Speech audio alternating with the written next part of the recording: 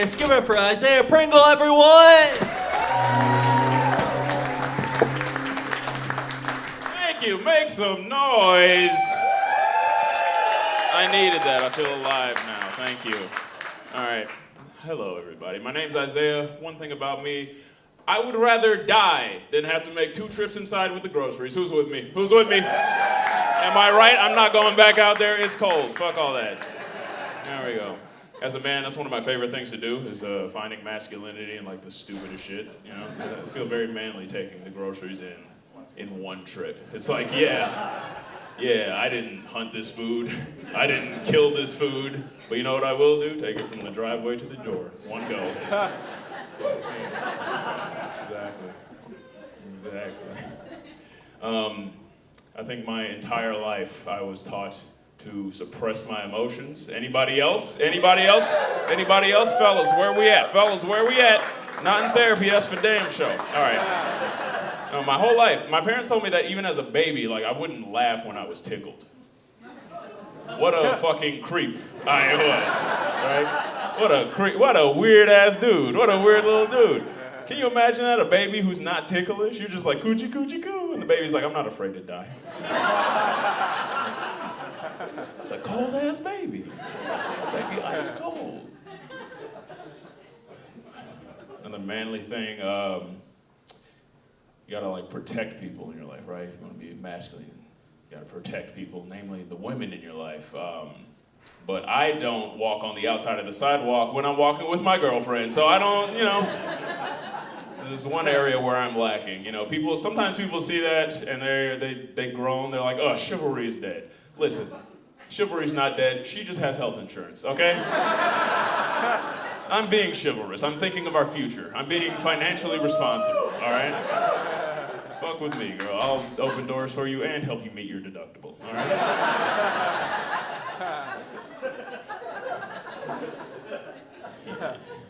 I'm saying fancy words like deductible. I just finished my degree. I don't know what I'm talking about. Well, thank you. It feels good. It feels good not to be a broke college kid anymore. You know, it feels great. Now I'm just poor. Yeah, they had a word for it the whole time, apparently. Yeah, I was like, oh, I'm impoverished now. I'm destitute. I have big boy problems. Gotcha. So, you know, it's not like a quirky personality trait anymore to be a broke college kid, you know. And now it's a red flag. That's what it is. Yeah, so I definitely have a type. My type is art majors. That's it. And I understand. I get it because you have a degree in art. You've already made one bad financial decision. You look at me, you're like, what's another one? Let's go. I'm like, let's run it. There's no way this guy could fuck me as hard as Freddie Mac is fucking me right now, all right? Come on. So I dated a design major one time, and I brought her back to my apartment, which was, I don't know if you've ever brought a fish back from the aquarium to like your just plain glass bowl, and you're like, there's no stimulation in this tank for you. You belong in the ocean. What have I done?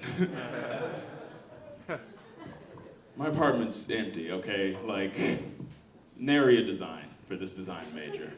It feels very bad. I was holding my breath as we walked in the door, and she's looking around, and she's like, wow, I love your aesthetic. I was like, my aesthetic? What aesthetic? You could barely tell anybody lives here. What are you talking about?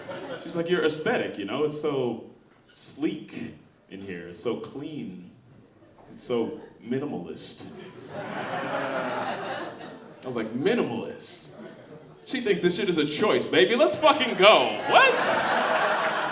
Let's go. She saw my blank walls, like my furniture's just missing, my kitchen is empty. She's like, this man really has an appreciation for negative space.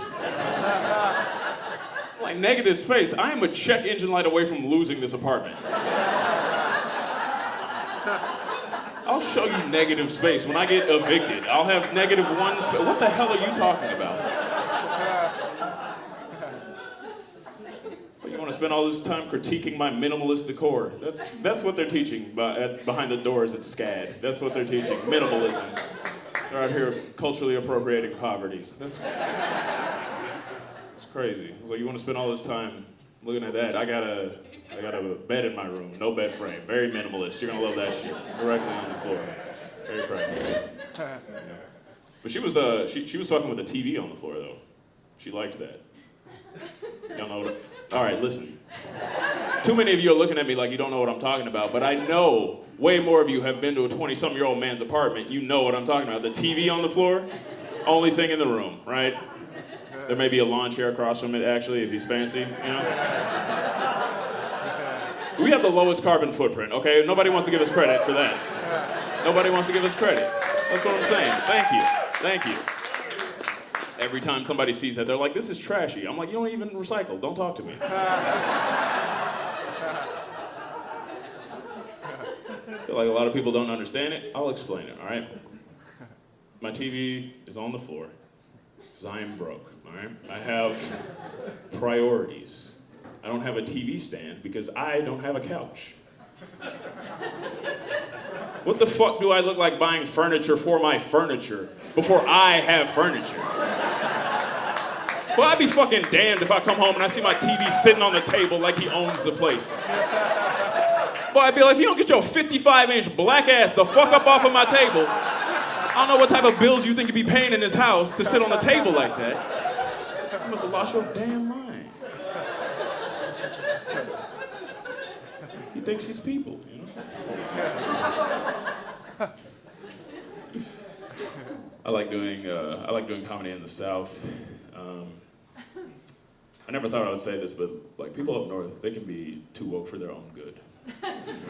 I'm not gonna stand up here and talk about cancel culture, so I'd be like, you can't say anything anymore or anything like that. But I did a set in Seattle, and I said the N-word, and the audience gasped. I'm like, what? I can say it.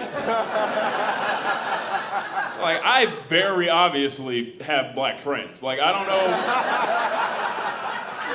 what the big deal is. But I talked to a dude after and he said, yeah, your jokes were very funny. I feel like the audience, we were just uncomfortable laughing at such a hateful word, you know? I was like, I didn't even use it in a hateful context, you know? Like, I'm black, I can say it. Black people, we reclaimed the N-word, right? And he said, no. Don't say that you reclaimed the N-word, because reclaim means to take back ownership of something, right? And so that implies that black people were initially responsible for such a hateful, vitriolic, nasty slur to use against their own people, right? To say reclaim takes the onus and the blame and the responsibility away from the racist white people who started using it as a slur in the first place, all right? It may be black people's word now, but it definitely wasn't to begin with. And I was like, oh. So you're saying black people stole the N-word.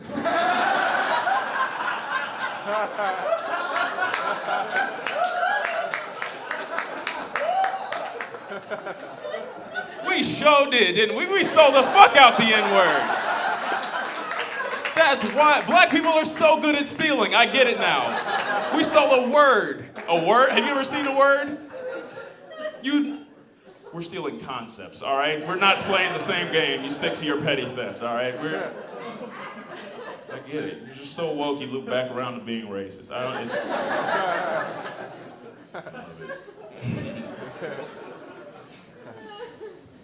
I'm very politically active. I like to vote, mainly because I'm a minority and I'm registered to vote in rural Georgia, which means that every time I do vote, there's a very high chance that somebody sees me doing it and it ruins their whole day.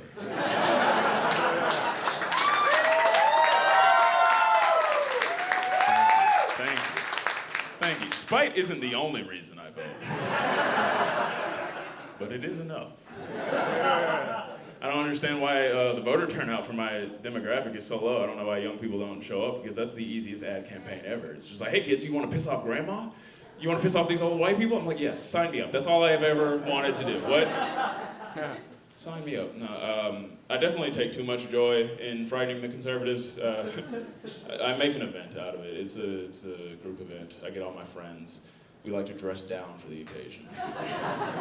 You know, they let you vote in a do-rag and tank top.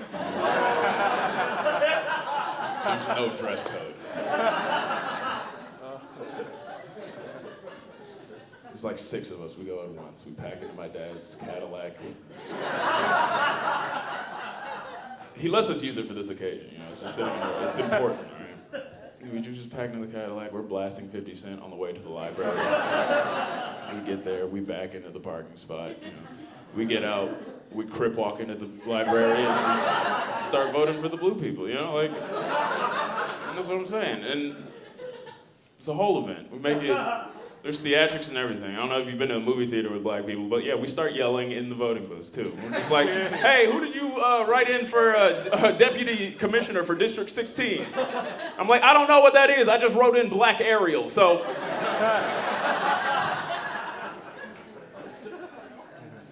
We get out, we do a soul train out of there. And we have a double Dutch competition in the parking lot, all right?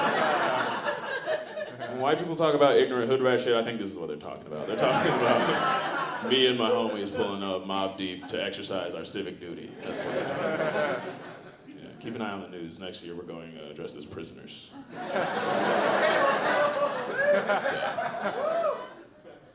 I feel like I missed a lot of milestones becoming an adult. Like, I didn't know how to cook for a while.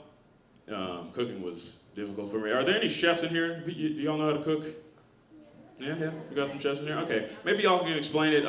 If all-purpose flour exists, why are there any other flours? Nary an answer. This is a racket, I promise. Like, it's not real. I learned to cook late. One thing, I also got called less of a man because I don't know how to drive a stick shift. Yeah, I was like, you were supposed to teach me, Dad. I don't know why the name calling is here. No, but I'm a very proactive person. I like to take initiative.